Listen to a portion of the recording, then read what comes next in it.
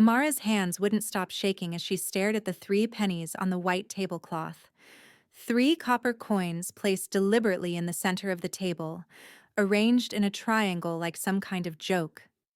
Like her 3 hours of service, her smile through their condescension, her patience with their endless demands meant exactly 3 cents. The casino floor buzzed around her, slot machines chiming their electronic songs, dealers calling cards, champagne glasses clinking in celebration.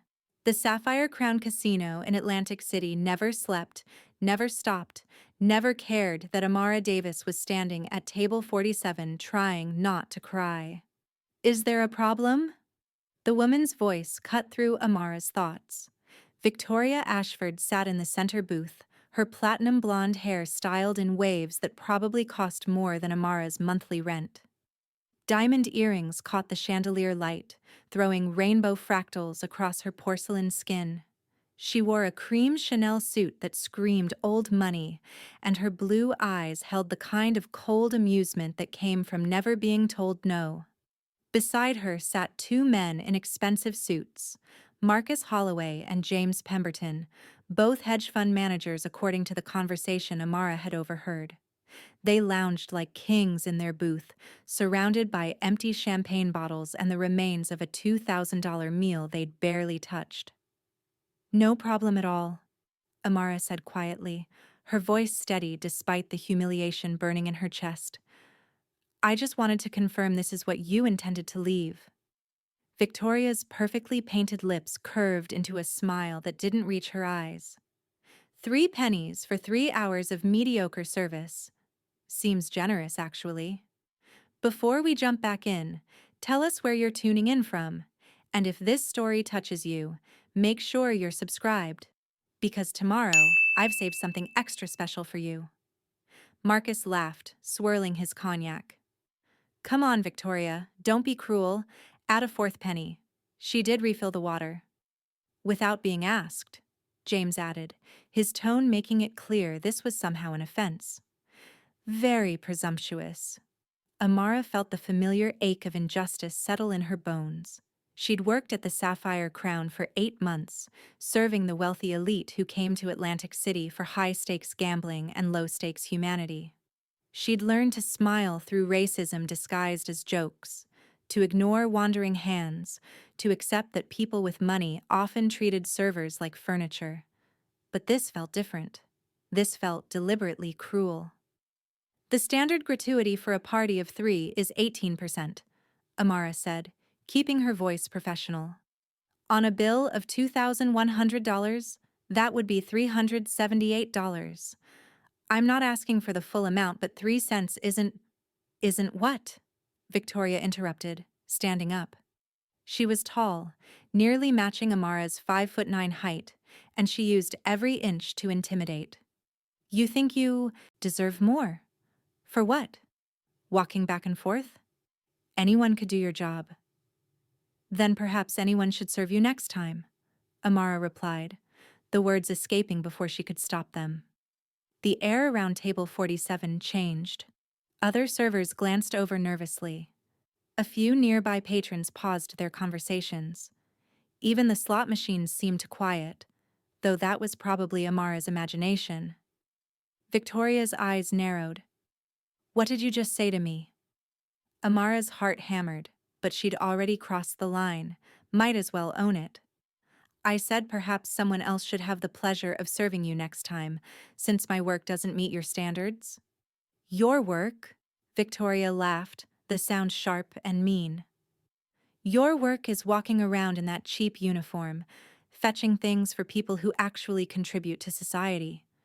You should be grateful we're even dining in establishments that employ your kind."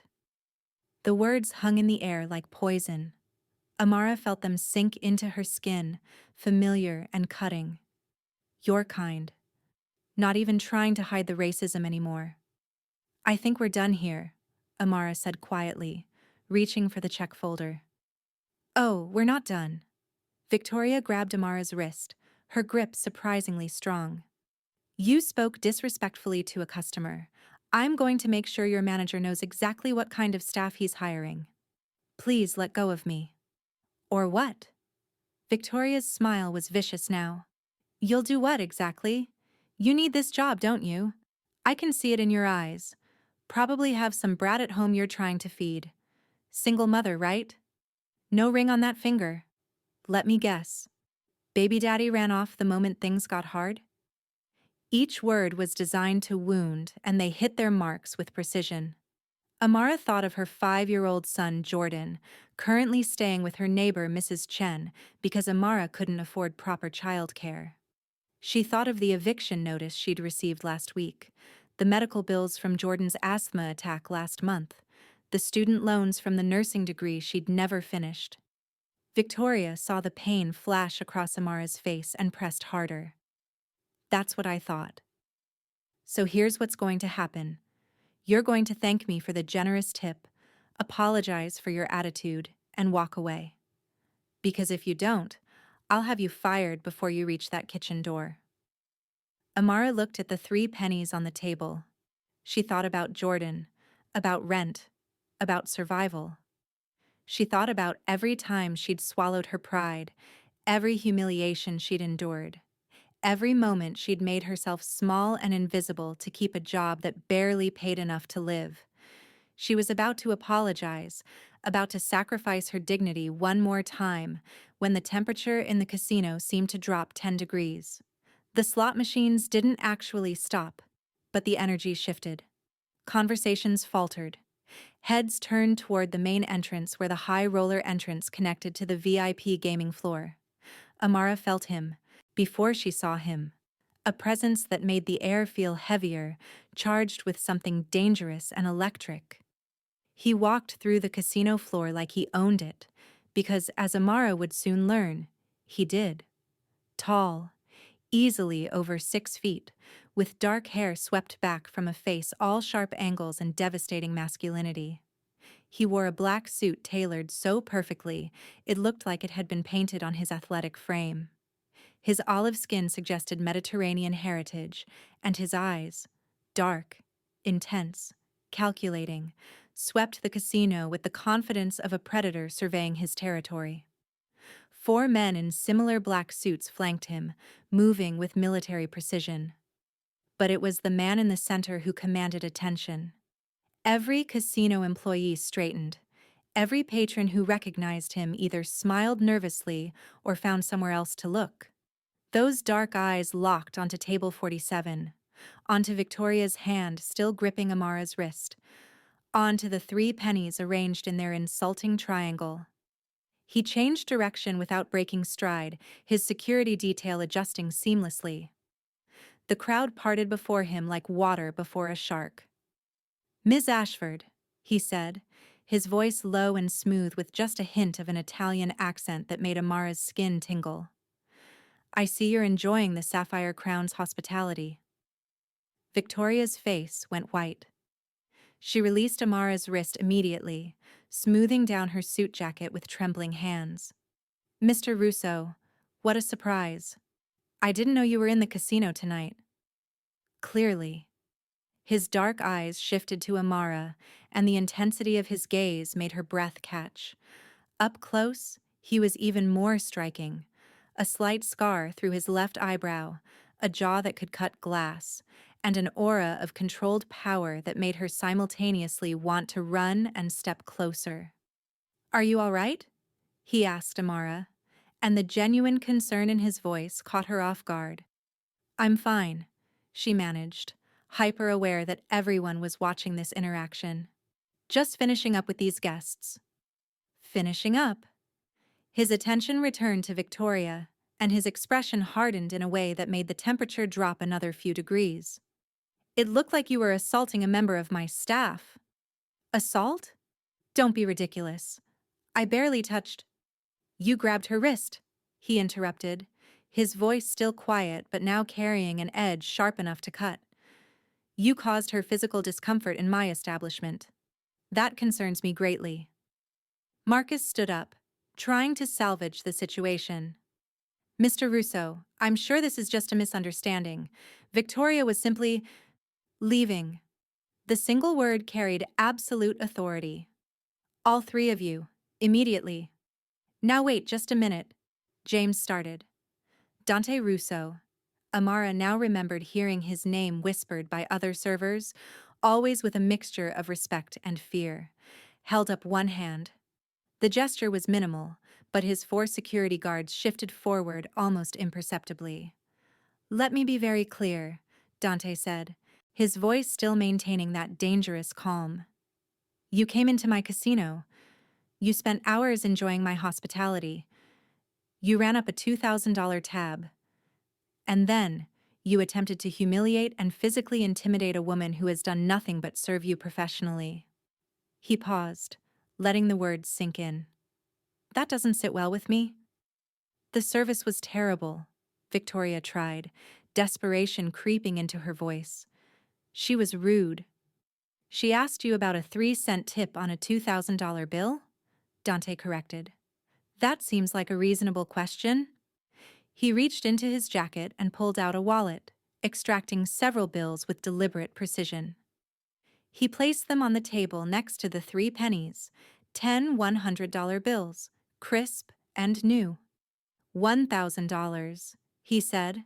That's what Amara deserves for putting up with the 3 of you for 3 hours. He looked at Victoria. That's what respect looks like, Ms. Ashford, in case you've forgotten. Victoria's face flushed red, anger and humiliation warring in her expression. How dare you? How dare I? Dante's voice finally rose, just slightly, but the effect was dramatic. The entire section of the casino had gone silent now, everyone watching the confrontation. How dare you come into my establishment and treat my people like they're beneath you? He stepped closer to Victoria, and she actually backed up, bumping into the booth. Let me tell you something about Amara. In the 8 months she's worked here, she's never been late, never called in sick, never received a single customer complaint that was justified. She works double shifts so she can provide for her son. She smiles through disrespect that would break most people. She represents everything good about the Sapphire Crown. Amara's eyes widened. How did he know all that about her? She barely even knew his name, and yet he'd just recited her employment history like he'd memorized it. Now, Dante continued, his voice dropping back to that dangerous quiet, you 3 are going to leave. You're banned from the Sapphire Crown permanently. If you attempt to return, security will escort you out. If you cause any problems for Amara at her other job, yes, I know she works at the diner on Pacific Avenue too, I will make it my personal mission to ensure every establishment in Atlantic City knows exactly how you treat service workers. You can't do that, James sputtered. We have rights. We're paying customers. You were paying customers, Dante corrected. Past tense. Now you're trespassers. You have 60 seconds to leave before I have you removed. The 3 wealthy patrons looked at each other, then at Dante's security detail, then at the growing crowd of onlookers with their phones out, recording everything. This is outrageous, Victoria hissed, but she was already gathering her designer purse. My husband will hear about this. Please give him my regards, Dante said smoothly. Tell him I said hello. We have business dealings after all. I'm sure he'll be very interested to hear how his wife spent her evening. The implied threat hung in the air. Victoria's face went from red to white again. Without another word, she turned and stalked toward the exit, Marcus and James scrambling to follow. The moment they disappeared through the doors, the casino erupted in applause. Dealers clapped. Other servers cheered. Even some of the patrons joined in, apparently enjoying the spectacle of entitled wealth being put in its place. Amara stood frozen, staring at the $1,000 on the table, at the 3 pennies next to it, at the man who had just defended her like she was worth defending. Dante turned back to her, and his expression softened. I apologize that you had to experience that in my casino. No one should be treated that way. Ever. Thank you, Amara managed, her voice barely above a whisper. You didn't have to. Yes, I did. He said it with such conviction that she believed him. I absolutely did. Their eyes met, and Amara felt something pass between them. Recognition, electricity, destiny maybe. She didn't believe in love at first sight, but this felt like something equally impossible and equally real. "Mr. Russo," a nervous voice interrupted. Gerald Pierce, the floor manager, approached with his hands clasped together anxiously. "Sir, is everything all right? Do you need anything?" "Yes," Dante said, never breaking eye contact with Amara. "I need you to give Amara the rest of the night off." "Paid." "Of course, sir. Immediately." "And Gerald?" Dante's voice took on that edge again. "If I ever hear of any customer treating any of my employees the way those three treated Amara, there will be consequences. Make sure the entire staff knows. They have my full support. Always." "Yes, sir. Absolutely, sir." Gerald scurried away, and Dante finally shifted his attention fully to Amara. "May I walk you out? I'd like to make sure you get to your car safely." Amara should say no. She should grab her $1,000, go home to Jordan, and forget this entire surreal evening. But she found herself nodding, gathering the bills with trembling fingers, leaving the 3 pennies on the table like evidence of cruelty. As Dante guided her through the casino with a gentle hand at the small of her back, Amara was acutely aware of every eye on them. She caught glimpses of her co-workers' shocked faces, heard whispers following in their wake. "They're going to talk about this for weeks," she murmured. "Let them," Dante said. "You deserve to be talked about. You deserve to be celebrated." They reached the employee exit and Dante held the door for her. The November air was cold, carrying the salt smell of the Atlantic Ocean just a few blocks away. The parking lot was mostly empty except for a few cars and a sleek black SUV with tinted windows. "That's me," Amara said, gesturing to her 15-year-old Honda Civic with the dented bumper and the passenger mirror held on with duct tape. It looked especially pathetic next to the luxury vehicles in the VIP section. Dante walked her to the car without commenting on its condition. When they reached it, Amara turned to face him, clutching her purse with the $1,000 inside like a lifeline. "I don't know how to thank you," she said. "What you did in there. No one has ever stood up for me like that. You shouldn't have to thank me for basic decency." His dark eyes studied her face like he was memorizing it. "But I do have a question." "Okay. Why didn't you walk away? When she grabbed your wrist, when she said those terrible things, you could have left. Why did you stay?"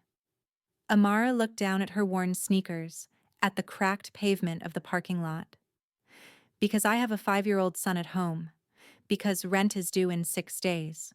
Because I have medical bills and student loans and a car that barely runs. Because walking away is a luxury I can't afford." When she looked up, she found Dante's expression had shifted into something she couldn't quite read. Pain, maybe, or recognition, or something deeper. "Your son," he said quietly. "Jordan, right? He's 5? How do you know my son's name?" The question came out sharper than she intended, protective instinct kicking in. "I make it my business to know about the people who work for me." He must have seen the concern flash across her face because he quickly added, "Not in a creepy way. I review all employee files regularly. I like to know who's representing the Sapphire Crown." It should have felt invasive. Instead, it felt like being seen. Like someone had finally noticed she existed. "He has asthma," Amara found herself saying. "That's why the medical bills are so high. Last month he had an attack, and the emergency room cost—" She stopped herself. Why was she telling this stranger her financial problems? "How much?" Dante asked. "What? How much do you owe?" "I can't. Mr. Russo, I appreciate what you did tonight, but I'm not asking for charity." "I'm not offering charity." He pulled out his phone. "I'm offering an opportunity. How would you like a different job?" Amara's heart stuttered. "What kind of job?" "My personal assistant just quit. Apparently working for me is too stressful." A slight smile curved his lips. I need someone organized, discreet, professional, and not easily intimidated. You just demonstrated all four qualities while being harassed by Victoria Ashford. That's impressive. I'm a casino server, not an assistant. You were a nursing student before you had Jordan, Dante countered. You managed a full course load while working part-time. You're clearly intelligent and capable. The question is, are you interested?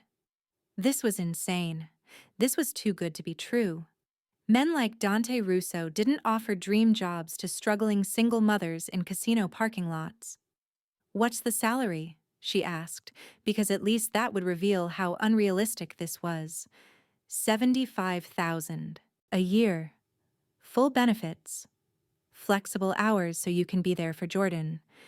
And I'll cover the medical bills from his last hospital visit as a signing bonus. Amara's vision actually blurred. $75,000 a year was more than double what she made working two jobs. It was security. It was breathing room. It was everything she'd been praying for. Why? The question came out as a whisper. Why would you do this for me? Dante was quiet for a long moment. When he spoke, his voice was rough with honesty. Because when I saw Victoria Ashford grab your wrist, when I saw you standing there with your dignity intact despite her cruelty, something in me. He paused, seeming to choose his words carefully. I've built my reputation on power, on being untouchable. But watching you maintain your grace while being treated like you were worthless, it reminded me that real strength isn't about power. It's about surviving with your humanity intact. He stepped closer, and Amara's breath caught at his proximity. I don't know you yet, Amara Davis, but I'd like to. And I think you'd be an asset to my organization. More than that, I think you deserve a chance at something better than killing yourself working two jobs while people like Victoria Ashford treat you like you're invisible. Amara's mind raced. This was crazy. She didn't know this man. She didn't know what working for him would really mean. For all she knew, he had ulterior motives. But she thought about Jordan, about the hospital bills, about the eviction notice. She thought about Victoria Ashford's cruel smile and 3 pennies on a white tablecloth. I need to think about it, she said finally. Dante nodded, reaching into his jacket to pull out a business card. Heavy stock, embossed lettering. My private number. Call me when you decide. Their fingers brushed as she took the card, and Amara felt electricity shoot up her arm. Dante's eyes darkened like he'd felt it too. One more thing, he said as she moved to open her car door. Those 3 pennies? I had them kept as evidence. If Victoria Ashford or her companions attempt any retaliation against you, I'll use them to file harassment charges. You're under my protection now, whether you take the job or not. Your protection? I take care of what's mine, Amara, and anyone who works for the Sapphire Crown is mine to protect. The possessiveness in his voice should have alarmed her. Instead, it made warmth pool in her stomach, made her feel safe for the first time in years. Thank you, she whispered. Drive safely. Text me when you get home so I know you're safe. It was presumptuous. It was possessive. It was completely inappropriate for an employer to request. Amara found herself nodding anyway. She drove home in a daze, her mind replaying every moment. The humiliation of the 3 pennies. The electric moment when Dante had appeared. The way he'd defended her without hesitation. The impossible job offer that could change everything. Her phone buzzed at a red light. A text from an unknown number. This is Dante. Confirming this is your number. Please, let me know when you're home. Her fingers trembled as she saved his contact and typed back. Almost home. 10 minutes. His response was immediate. Good. We need to talk tomorrow about your decision. But for tonight, rest. You've earned it. When Amara finally pulled into her apartment building's parking lot, she sat in her car for a long moment, staring at the $1,000 in her purse and Dante Russo's business card. She had come to Atlantic City 3 years ago running from her past, from the judgmental family who'd disowned her for getting pregnant young, from the ex-boyfriend who'd chosen drugs over fatherhood. She'd built a life here through sheer determination, working herself to exhaustion to provide for Jordan. And now, in one impossible evening, everything had changed. Her phone buzzed again. "Home safe?" "Yes," she typed back. "Thank you for tonight. For everything. Sleep well, Amara. Tomorrow, we talk about your future." As she climbed the stairs to her third-floor apartment, as she paid Mrs. Chen for watching Jordan, as she carried her sleeping son to his bed and tucked him in, Amara couldn't stop thinking about dark eyes and a voice that promised protection. She didn't know that Dante Russo was the most powerful man in Atlantic City. She didn't know that he controlled not just the Sapphire Crown, but half the businesses on the boardwalk. She didn't know that accepting his offer would pull her into a world of danger and power and violence she couldn't imagine. All she knew was that for the first time in 5 years, someone had looked at her and seen her worth. And that changed everything. Amara didn't sleep that night.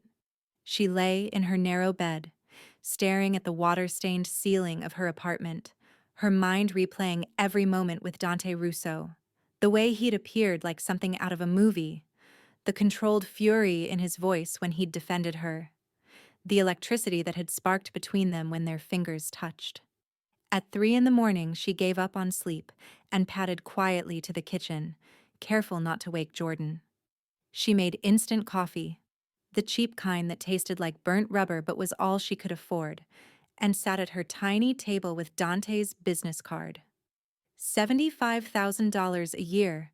The number seemed fictional. She currently made $32,000 combined from both jobs, and that was before taxes ate into it. With Dante's offer, she could actually save money. She could take Jordan to real doctors instead of clinic walk-ins. She could fix her car. Maybe even move to a building where the heat worked consistently. But nothing came free.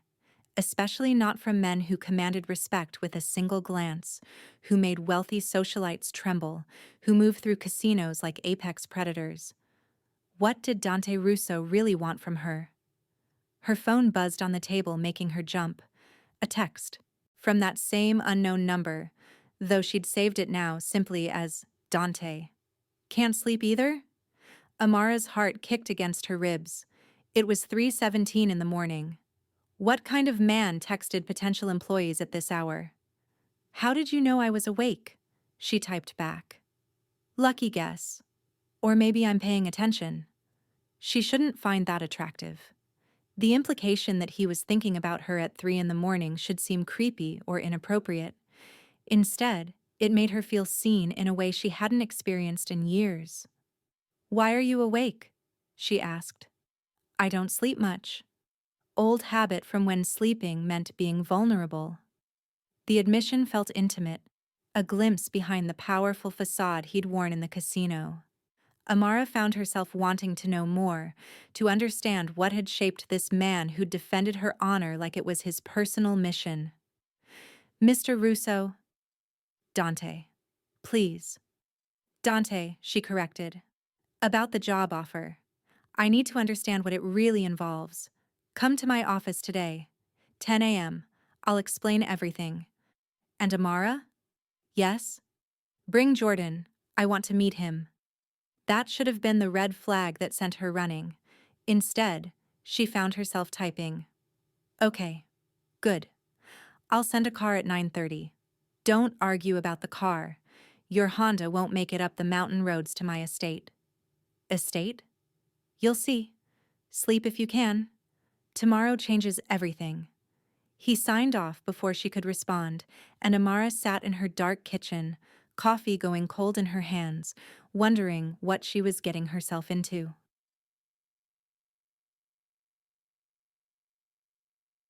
The car that arrived at 9:30 was a black Mercedes SUV with tinted windows and a driver in a crisp suit who introduced himself as Marcus. Not the Marcus from last night. This one was younger, built like he'd spent considerable time in a gym, with the kind of alert awareness that suggested military training. "Ms. Davis," he said with a respectful nod, "Mr. Russo asked me to ensure you and your son arrive safely." Jordan was thrilled by the fancy car, his 5-year-old enthusiasm infectious as he bounced in the leather back seat. "Mama, look, it has screens in the headrests, and the seats are warm." Amara strapped him into the booster seat Marcus had thoughtfully provided and tried to calm her racing heart. She'd dressed carefully that morning, her best black slacks and a cream blouse that she usually reserved for job interviews. It wasn't designer like Victoria Ashford's wardrobe, but it was clean and professional. The drive took them away from the boardwalk, away from the tourist areas of Atlantic City, climbing into the hills that overlooked the ocean. The houses grew larger, the properties more expansive, until Marcus turned through a set of iron gates that opened automatically. The estate that sprawled before them made Amara's breath catch. It wasn't ostentatious or gaudy like she might have expected. Instead, it was elegant, a modern mansion of glass and stone that seemed to grow naturally from the landscape. Floor-to-ceiling windows offered panoramic views of the Atlantic, manicured gardens surrounded the property, and she could see a pool house in the distance. "Welcome to Bellavia," Marcus said, pulling up to the main entrance. "Mr. Russo is waiting in his office." A woman in her 50s met them at the door, her gray hair pulled into a neat bun, her smile warm and genuine. "I'm Maria," she said, with a slight Italian accent. "I manage the household. You must be Amara and Jordan." "Hi." Jordan waved enthusiastically. "This house is huge. Do you have a pool? Mama says maybe one day we'll have a pool, but probably not, because pools are expensive and—" "Jordan," Amara interrupted gently, her cheeks flushing. "Remember your manners." But Maria was laughing, crouching down to Jordan's level. "We do have a pool, and you know what else? We have a game room with video games. Would you like to see it while your mama talks to Mr. Russo?" Jordan's eyes went wide. "Can I, Mama? Please?" Amara hesitated. Every protective instinct screamed not to let her son out of her sight in this unfamiliar place. But Maria's eyes were kind, and something told her that Dante wouldn't have allowed anyone unsafe near children in his home. "30 minutes," she said firmly. "Then I want to see you." "I'll take excellent care of him," Maria promised. "Mr. Russo is very particular about the safety of children. Jordan will be perfectly safe." As Maria led Jordan away, her son chattering excitedly about video games, another staff member appeared to guide Amara through the mansion. The interior was as stunning as the exterior. Hardwood floors, contemporary art that she suspected was original, furniture that managed to look both expensive and comfortable. They reached a set of double doors and her guide knocked softly before opening them. "Ms. Davis, sir." Dante's office was a study in controlled power. Dark wood bookshelves lined one wall, filled with actual books, not decorative props. A massive desk sat before floor-to-ceiling windows that framed the ocean view. Leather furniture created a seating area in one corner, and she noticed a bar stocked with expensive liquor. But it was the man standing at the window who commanded her attention. Dante wore charcoal slacks and a white dress shirt, sleeves rolled to his elbows, revealing forearms corded with muscle and marked with a tattoo she couldn't quite make out from this distance. His dark hair was slightly tousled, like he'd been running his fingers through it, and when he turned to face her, the intensity in his dark eyes made her breath catch all over again. "Amara." He said her name like it was something precious. "Thank you for coming. Thank you for the invitation, and for sending the car." She stayed near the door, suddenly nervous in this intimate setting. Last night had been public, surrounded by crowds. This felt different. Personal. Where's Jordan? Maria took him to see the game room. Something softened in Dante's expression. Good. Maria raised 3 boys of her own. She loves children.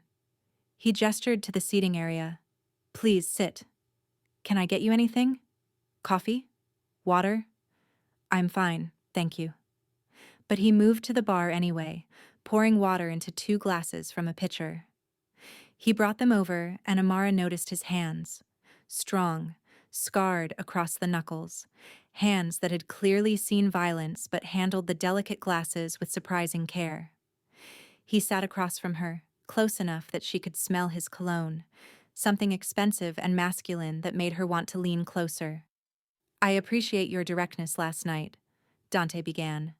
You asked why I'm doing this, why I'd offer you a job when we barely know each other. You deserve the complete truth. Amara wrapped her hands around the water glass, needing something to hold on to. I'm listening. The Sapphire Crown is one of several businesses I own in Atlantic City. Casinos, restaurants, real estate, shipping companies. I run what some people might call an empire. He paused, watching her carefully. Not all of my business interests are strictly legal.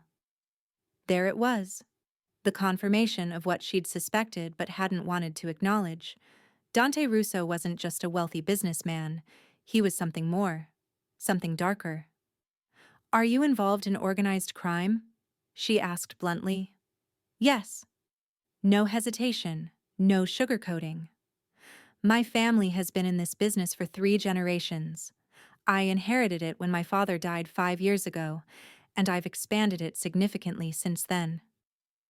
Amara should stand up and leave.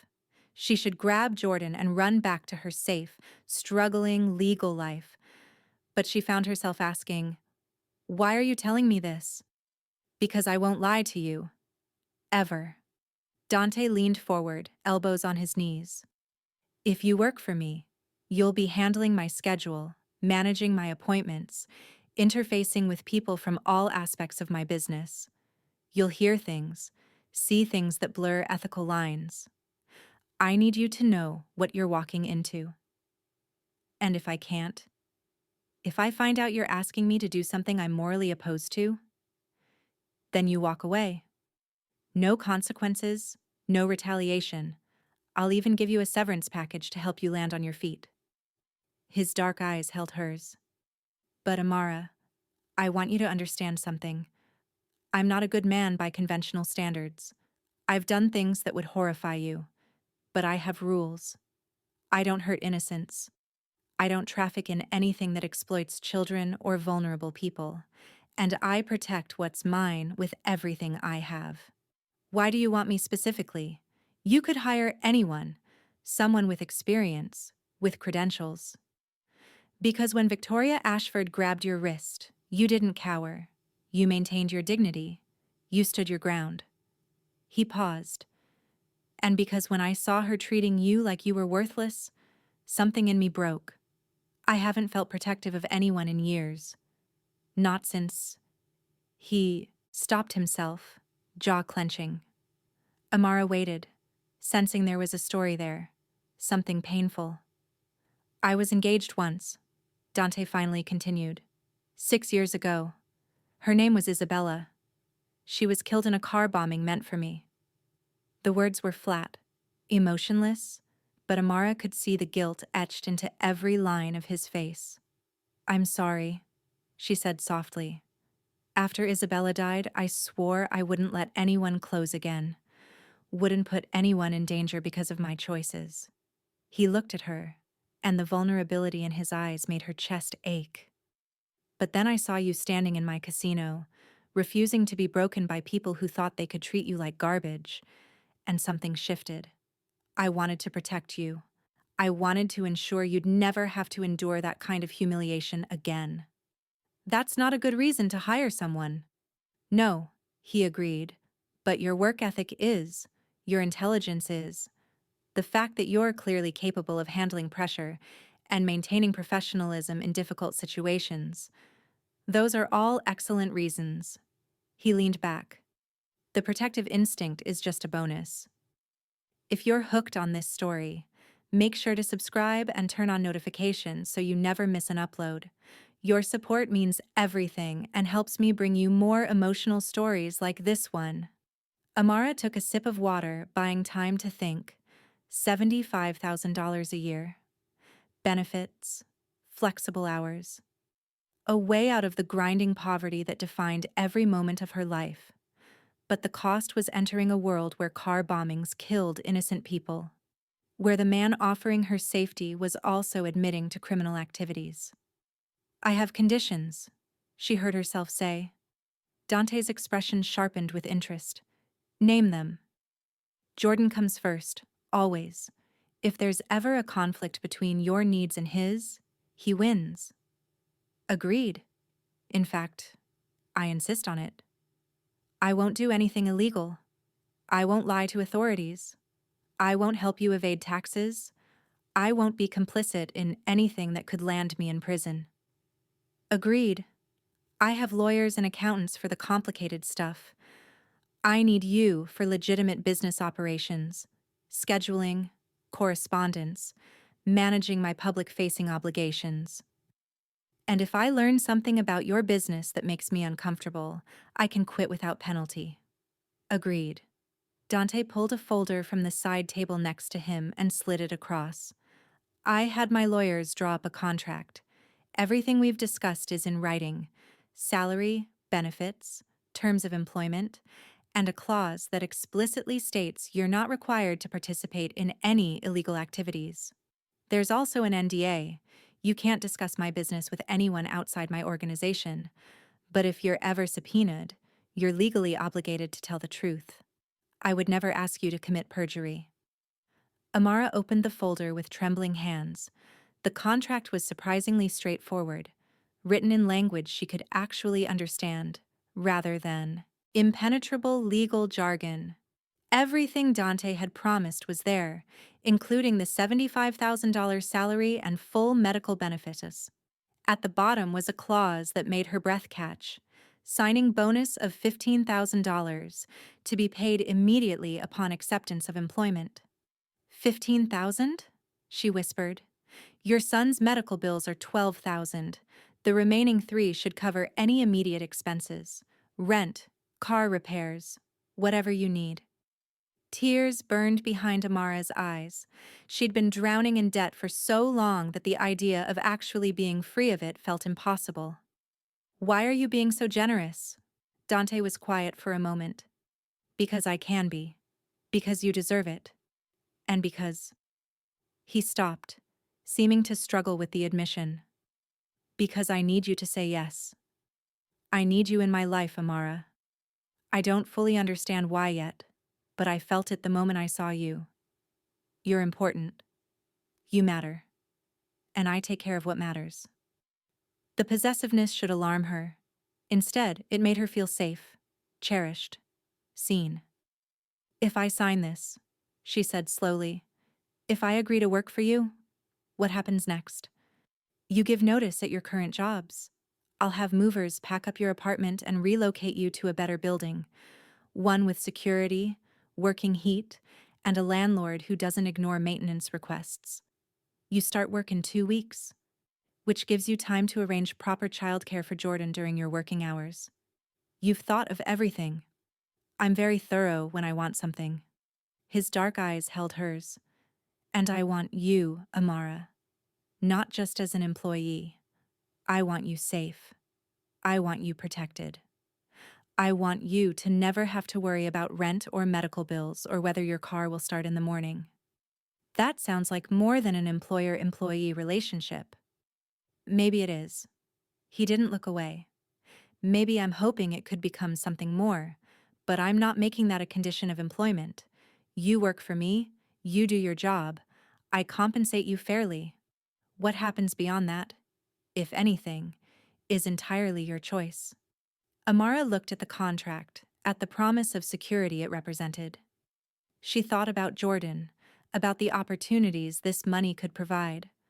Better schools, real health care, a childhood that wasn't defined by his mother's constant financial stress. She thought about Dante, about the way he'd defended her without hesitation, about the guilt he carried over Isabella's death, about the dangerous world he inhabited but the honor he seemed to maintain within it. This was insane. She should walk away, should choose safety over risk, struggle over danger. But when had safety ever gotten her anywhere? She'd played by the rules her whole life, been the good girl, made responsible choices, worked herself to exhaustion trying to survive. And where had it gotten her? Serving people who treated her like furniture, scrambling to pay bills, one emergency away from homelessness. Maybe it was time to take a risk. I have one more condition, she said quietly. Name it. Promise me that if your world ever threatens Jordan, if your enemies ever target him because of me, you'll let us disappear. You'll use your resources to relocate us somewhere safe and you won't follow. Something flickered across Dante's face. Pain, maybe. Understanding. I promise, Jordan's safety comes before everything, including my wants. The sincerity in his voice convinced her. This man, for all his darkness, genuinely cared about protecting children, about protecting her. Amara picked up the pen that lay on top of the contract. Her hand trembled slightly as she signed her name on the designated line. The moment she set down the pen, Dante's entire demeanor shifted. The tension she hadn't realized he'd been carrying melted away, replaced by something that looked like relief. Thank you, he said quietly, for trusting me. Don't make me regret it. I won't. I swear to you, Amara, I will spend every day proving you made the right choice. Before she could respond, there was a knock on the door. Maria entered with Jordan, who was flushed with excitement.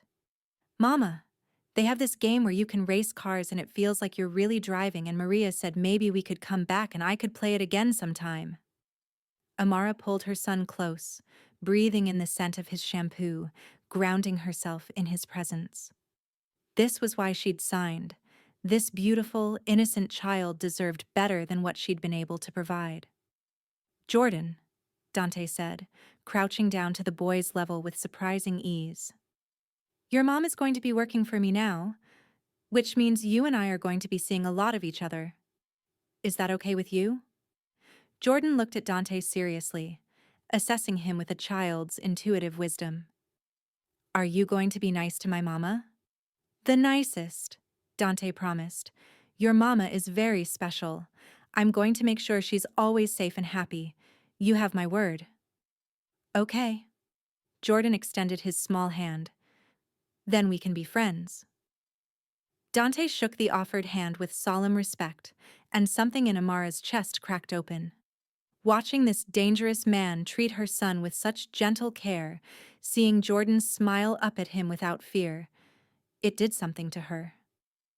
Maria, Dante said, standing, would you mind showing Jordan the gardens? I think he'd enjoy the koi pond. Of course. Come, little one. The fish are very beautiful. Once they were alone again, Dante turned back to Amara. I want you to take the rest of the week off. Use the signing bonus to handle your immediate needs. On Monday, I'll have Marcus drive you and Jordan to look at apartments. I own several buildings. You can choose whichever one you prefer. You're moving very fast.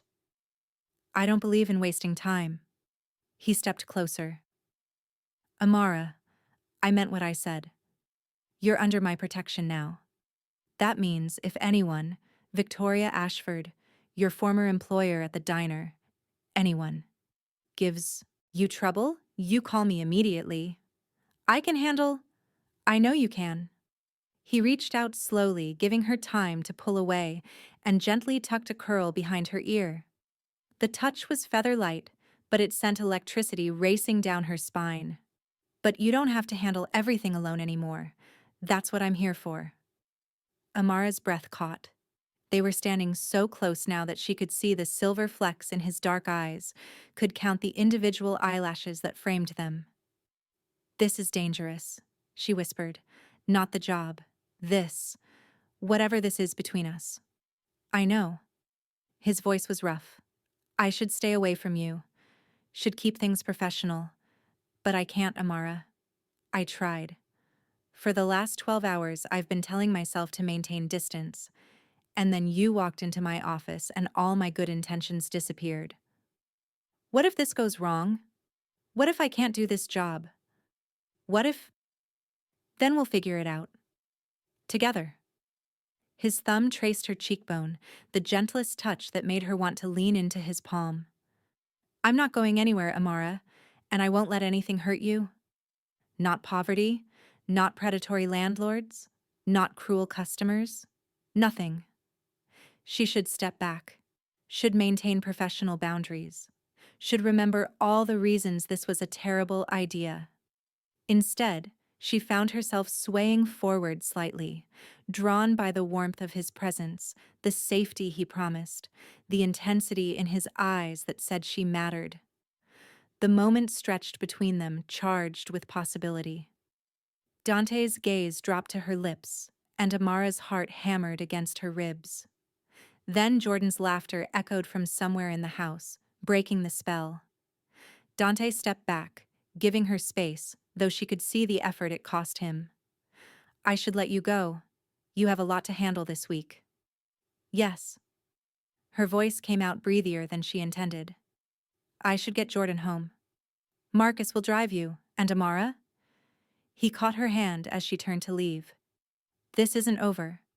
Whatever this is between us, we're going to explore it. When you're ready. No pressure, no expectations, just possibility. Looking into his eyes, feeling the warmth of his hand around hers, Amara knew he was right. This wasn't over. It was just beginning. And despite all the danger, all the warning signs, all the reasons she should run, she wanted to see where it would lead. She wanted to see if a man who walked in darkness could be her light. 3 weeks had passed since Amara signed Dante's contract, and her life had transformed so completely that sometimes she woke up thinking it was all a dream. The apartment Dante had arranged was in a building he owned in Margate, just south of Atlantic City. It had 2 bedrooms, a real kitchen with appliances that actually worked, windows that didn't rattle in the wind, and a view of the bay. Jordan had his own room for the first time in his life, decorated with superhero posters and shelves full of books that Dante had somehow known to provide. The job itself was surprisingly normal. Amara managed Dante's calendar, coordinated his meetings, handled correspondence for his legitimate businesses. She worked from a sleek office adjacent to his at Bellavia, surrounded by staff who treated her with respect that still felt surreal. Maria had become an unexpected friend, often watching Jordan when Amara's schedule ran late, treating him like a beloved grandson. But it was Dante himself who had become the center of her world in ways she hadn't anticipated. He was nothing like she'd expected. Yes, he was powerful and dangerous, with a reputation that made grown men nervous. But with her, he was gentle, patient, surprisingly funny. He asked about Jordan's day, remembered details from conversations they'd had weeks ago, brought her coffee exactly how she liked it without being asked. And the attraction between them had only intensified. Every accidental touch felt electric. Every shared glance across the office made her heart race. Sometimes she'd catch him watching her with an expression that made her skin flush with heat, and she knew he felt it too. This inevitable pull drawing them together despite all the reasons they should stay apart. But Dante had kept his distance, honoring his promise not to pressure her. It was driving Amara slowly insane. She was filing documents in the cabinet near his desk when she felt him move behind her, close enough that his body heat warmed her back. You reorganized my filing system, he said, his voice low and amused. Your old system was chaos. Amara didn't turn around, hyper-aware of his proximity. I found a contract from 2 years ago filed under miscellaneous. I have people who handle filing. You had people who clearly didn't care about organization. She pulled out another folder, triple-checking the date before filing it. Now everything is chronological and cross-referenced. You're welcome. Efficient and beautiful. His breath stirred the hair near her ear. How did I get so lucky? Amara's fingers trembled slightly, nearly dropping the folder. 3 weeks of this. His carefully controlled desire, her own growing hunger, the tension that built every time they were alone together. She turned to face him, which was a mistake. He was right there, inches away, his dark eyes molten with want. The expensive cologne he wore made her want to press her face against his throat and breathe him in. Dante, she said quietly, you need to step back. I know. But he didn't move. Tell me to leave, Amara. Tell me to maintain professional distance. Leave. The word came out without conviction.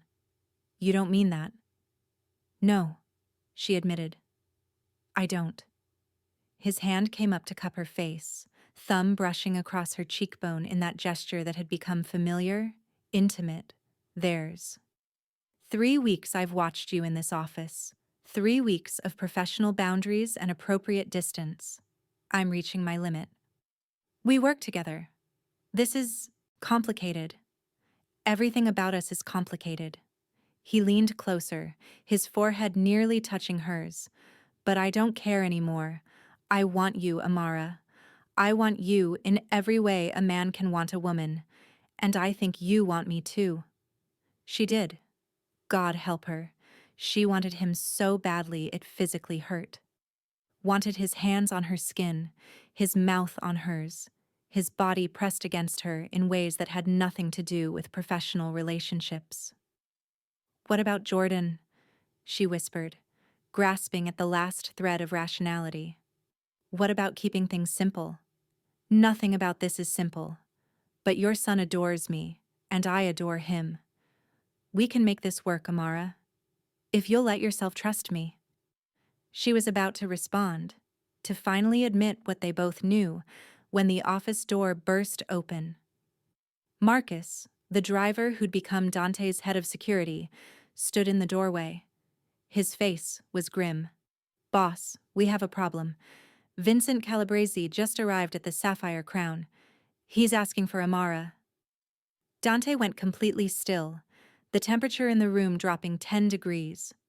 When he spoke, his voice was lethal. Why would Vincent be asking for my assistant? He saw the security footage from 3 weeks ago, when you defended her and banned the Ashford woman. Marcus's expression was apologetic. Word got around about you closing the VIP section for an hour that night. People are talking about how you've been... He paused, choosing words carefully. Protective of Ms. Davis. Amara's stomach plummeted. She'd known there would be consequences to Dante's public defense of her. She'd heard the whispers from other casino staff, seen the speculative looks. But she hadn't realized it would draw this kind of attention. Who is Vincent Calabrese? She asked. My competitor, Dante said flatly. He runs operations in the northern part of the city. We have an understanding. He stays in his territory. I stay in mine. But he's been looking for an excuse to test my boundaries. And I gave him one. No. Dante's voice was sharp. I gave him one by making it clear you're important to me. This is my fault, not yours. Boss, Marcus interrupted. He brought 6 men. They're waiting in the casino, making a scene. Security is nervous. Dante's jaw clenched, violence simmering beneath his controlled exterior. Tell Vincent I'll meet him at the Sapphire Crown in 20 minutes, alone. You're not going alone, Marcus argued. That's not negotiable. Dante turned to Amara. You're staying here. Maria and 2 guards will be with you and Jordan at all times. You don't leave Bolivia until I say it's safe. What are you going to do? Amara's voice came out steadier than she felt. What I should have anticipated. His expression softened slightly. Don't worry. Vincent is posturing. He won't actually hurt anyone. He knows that would start a war neither of us can afford. But Amara saw the lie in his eyes, saw the calculation, the preparation for violence. This man who'd been so gentle with her, so patient with Jordan, was about to walk into a confrontation that could turn deadly. Dante, please. He kissed her forehead, quick and fierce. I'll come back. I promise. And when I do, we're going to finish this conversation. Then he was gone, Marcus following, leaving Amara standing in the office with her heart in her throat.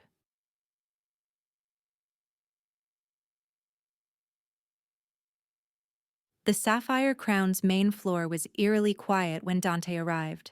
His security team had cleared the VIP section, and Vincent Calabresi sat in the same booth where Victoria Ashford had humiliated Amara 3 weeks ago.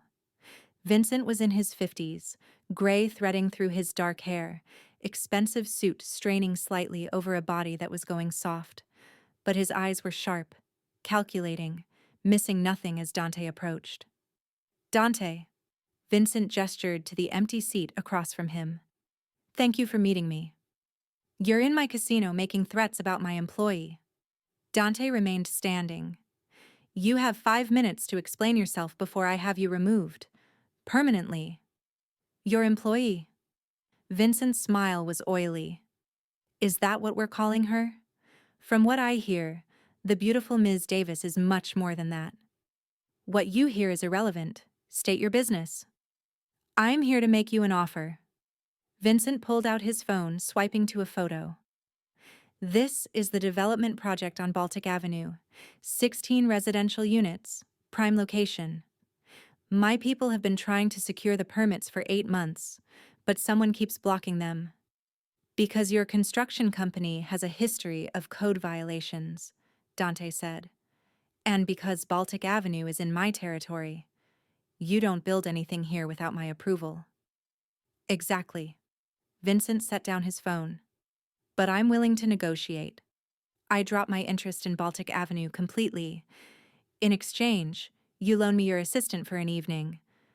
The words hung in the air like poison. Dante felt rage building in his chest, white-hot and barely controlled. Excuse me? One dinner. Public, respectable. I take Ms. Davis to Castello Rosa. We're seen together. People talk. It sends a message that you're not as untouchable as you think. That your people can be influenced. You want to use her to embarrass me. I want to remind everyone that you're not king of this city. Vincent leaned back, confident. It's just dinner, Dante. Unless there's a reason that simple request bothers you so much. Dante's hands curled into fists at his sides. Every instinct screamed to reach across the table and break Vincent's jaw. But violence right now would only prove Vincent's point, that Dante could be provoked, that Amara was a weakness. No, he said quietly. No to the dinner, or no to the deal? No to all of it. Baltic Avenue stays blocked. Amara stays under my protection. And if you ever speak her name again, Vincent, I will ensure every permit you've ever filed gets reviewed by authorities who suddenly become very interested in your business practices. Vincent's smile faded. You're making a mistake. I came here offering a peaceful solution. You came here thinking you could exploit a woman to get leverage over me. Dante leaned forward, his voice dropping to something truly dangerous. Let me be very clear about something. Amara Davis is not a bargaining chip. She's not a message. She's not a tool you use to test boundaries. She's mine to protect, and anyone who threatens her threatens me directly. So the rumors are true. Vincent stood, adjusting his suit. The great Dante Russo has finally found someone he cares about. Do you know how many years people have been waiting for this? You've been untouchable because you had no attachments, no vulnerabilities. But now you do. If you think Amara is my weakness, you're welcome to test that theory. Dante's smile was cold enough to frost glass. But understand, harming her wouldn't break me. It would unleash me. Every restraint I maintain, every rule I follow, every bit of civility that keeps this city functioning peacefully would disappear. Is Baltic Avenue worth that risk, Vincent? The older man's confidence wavered. You can't threaten me in my own. Your own what? This is my casino. These are my guards. Right now, you're surrounded by people who answer to me. Dante straightened. You have two choices. Walk out of here peacefully and we forget this conversation happened. Or keep pushing and discover exactly how far I'm willing to go to protect what's mine. Vincent looked around, seeming to realize for the first time how isolated he was. His 6 men were scattered across the casino floor, separated by Dante's security team. The few remaining patrons were carefully not looking in their direction. This isn't over, Vincent said, but he was already moving toward the exit. Yes, Dante replied quietly. It is. He watched Vincent leave, then pulled out his phone and called Marcus. I want a detail on Amara's apartment building, 2 guards, 24/7 rotation, and run a background check on everyone in Vincent's organization. If any of them have so much as a parking ticket I don't know about, I want that information. Already on it, boss. How did it go? He tested boundaries. I reinforced them. But Marcus? This isn't finished. Vincent wouldn't have come here just to make a point about Baltic Avenue. He's planning something. You think he'll go after Ms. Davis directly? I think he'll try. Dante's jaw clenched, which is why she and Jordan are moving into Belavia. Tonight.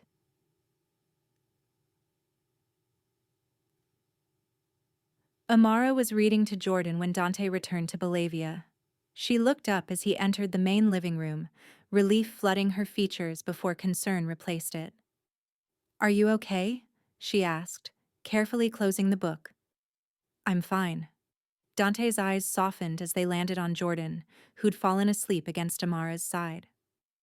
He's out. It's been a long day. She gently shifted, trying not to wake her son. What happened with Vincent? Later. First, let me get Jordan to bed. He crossed the room and carefully lifted the sleeping child into his arms. Jordan stirred slightly, mumbling something about dinosaurs, then settled against Dante's chest with the easy trust of a child who felt safe. The sight made Amara's throat tight, this dangerous man cradling her son like he was made of glass. She followed them to the guest room where Jordan had been napping earlier. Dante laid him down with surprising gentleness, removing his shoes and pulling a blanket up to his chin. He stood there for a moment, looking down at the sleeping child with an expression Amara couldn't quite read. He trusts you, she said quietly from the doorway. I know. Dante turned to face her.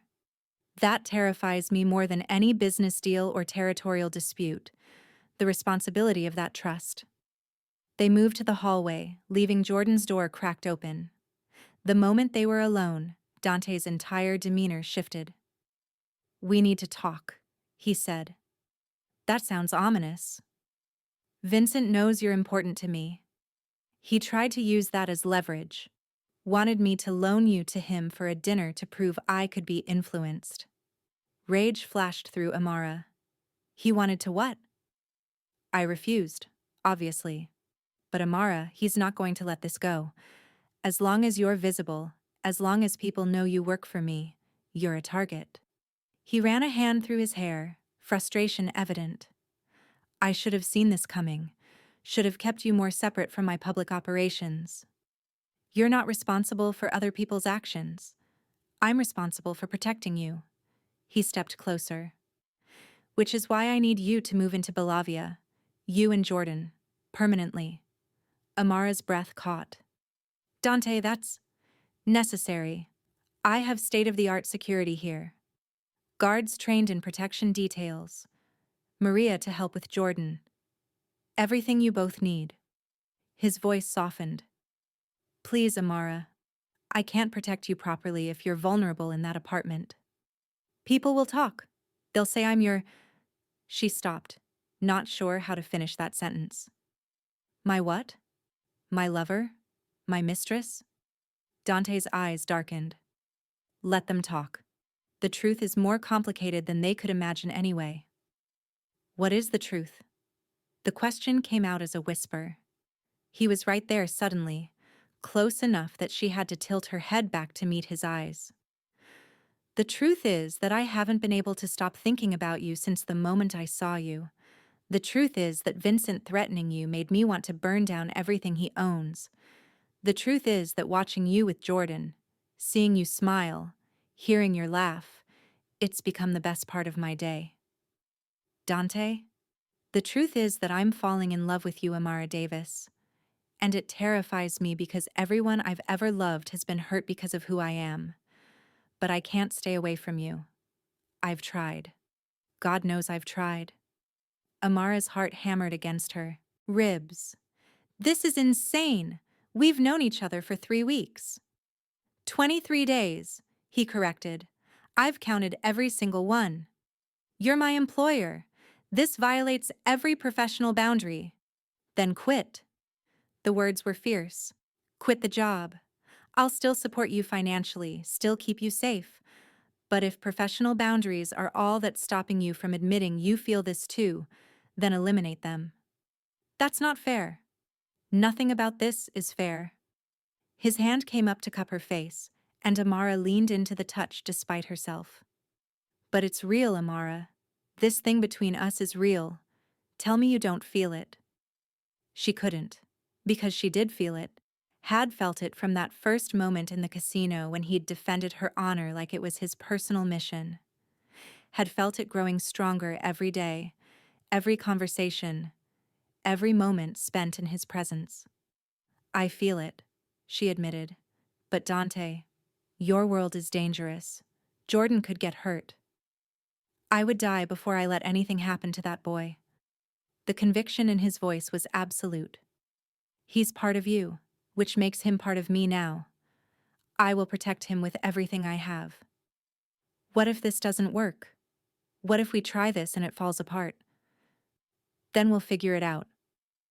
But Amara, I'd rather try and fail than spend the rest of my life wondering what we could have been. She looked up at this beautiful, dangerous man who'd somehow become essential to her existence, who made her feel safe and seen and valued, who treated her son with tenderness and defended her honor without hesitation. If we do this, she said slowly, if I move into Bolivia and we explore whatever this is between us, I need you to promise me something. Anything. Promise me you'll be honest. About your business, about the risks, about everything. No more protecting me from the truth of your world. If I'm going to be part of your life, I need to know what that really means. Dante was quiet for a long moment. It means sometimes I'll come home with blood on my hands. It means there will be nights I can't tell you where I've been or what I've done. It means people will always see you as leverage against me.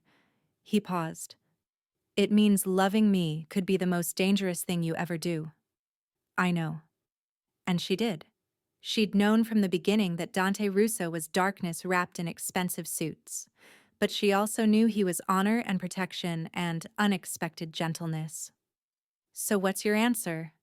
His thumb traced her cheekbone. Will you move into Bolivia? Will you let me keep you safe? Will you give us a chance? Amara thought about her small apartment, about the life of struggle she'd been living. She thought about Jordan's future, about the opportunities Dante could provide. But mostly she thought about the way her heart raced every time he looked at her, the way she felt complete in his presence. Yes, she whispered.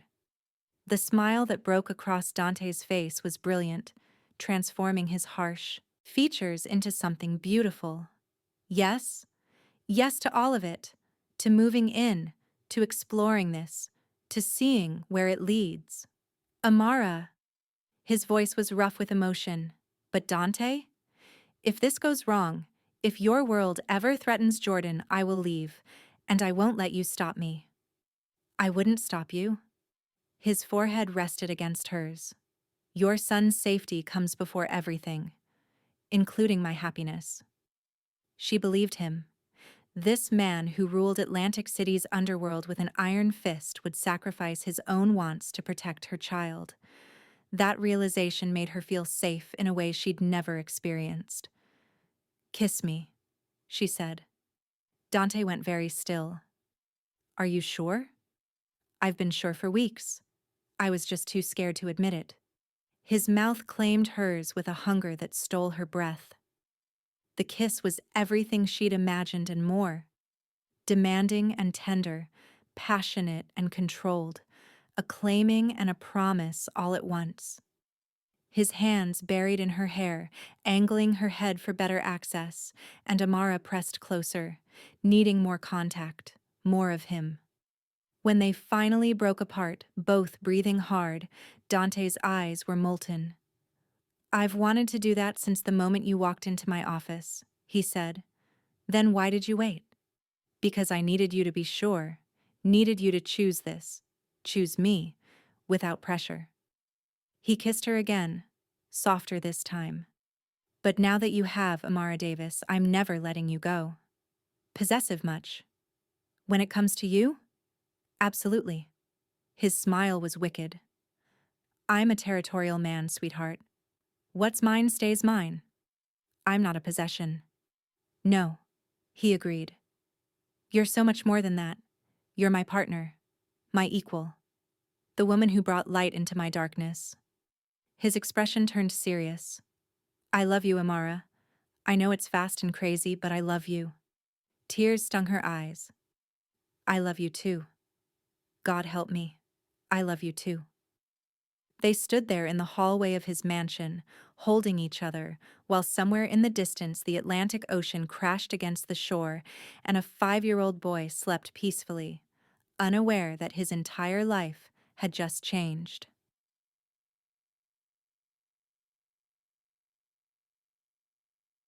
2 months later, Amara stood in Bolivia's garden watching Jordan play with Maria's grandson, both boys shrieking with laughter as they chased each other through the flowers. So much had changed. She'd given notice at both her old jobs, officially moved into Bolivia, and started building a life that still felt surreal. She worked from home most days now, managing Dante's schedule remotely, only going into the Sapphire Crown when absolutely necessary. Vincent Calabrese had tested boundaries twice more, both times backing down when Dante made it clear that any threat to Amara or Jordan would be met with overwhelming force. Eventually, an understanding had been reached. Vincent would stay in his territory, Dante would stay in his, and Amara would remain off-limits. The media had noticed, of course. Photos of her and Dante leaving restaurants had appeared in society pages. Speculation about their relationship was constant. But Dante had shielded her from the worst of it, making it clear to every journalist in Atlantic City that Amara Davis and her son were not to be harassed. "Beautiful day," Dante's voice came from behind her. She leaned back into his embrace as his arms wrapped around her waist. "Jordan's so happy here.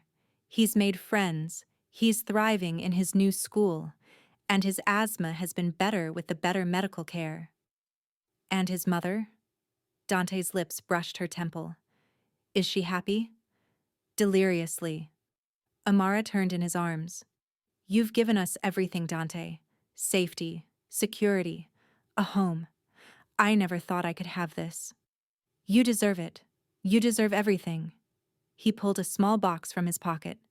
"Which is why I wanted to give you this." Amara's breath caught. "Dante."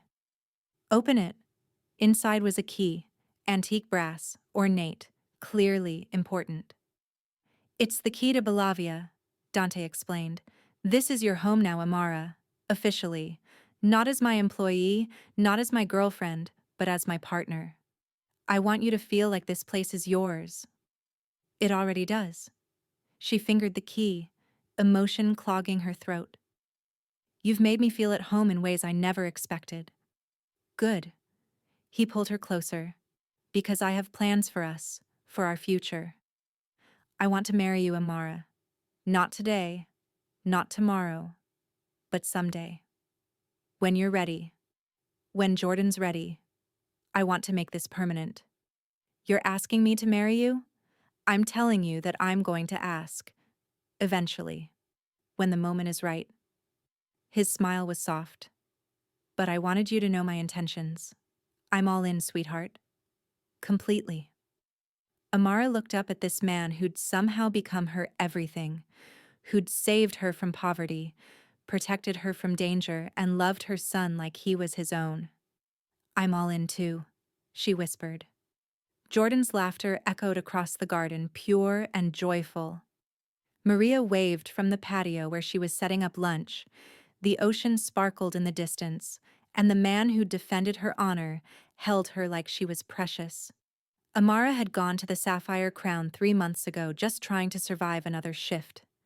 She'd never imagined that 3 pennies and a moment of cruelty would lead her here, to love, to family, to a life she'd never dared to dream of. Sometimes destiny arrived wrapped in darkness. Sometimes the most dangerous men held the gentlest hearts, and sometimes taking a risk on the impossible led to everything you'd been searching for. Up next, you've got 2 more standout stories right on your screen. If this one hits the mark, you won't want to pass these up. Just click and check them out.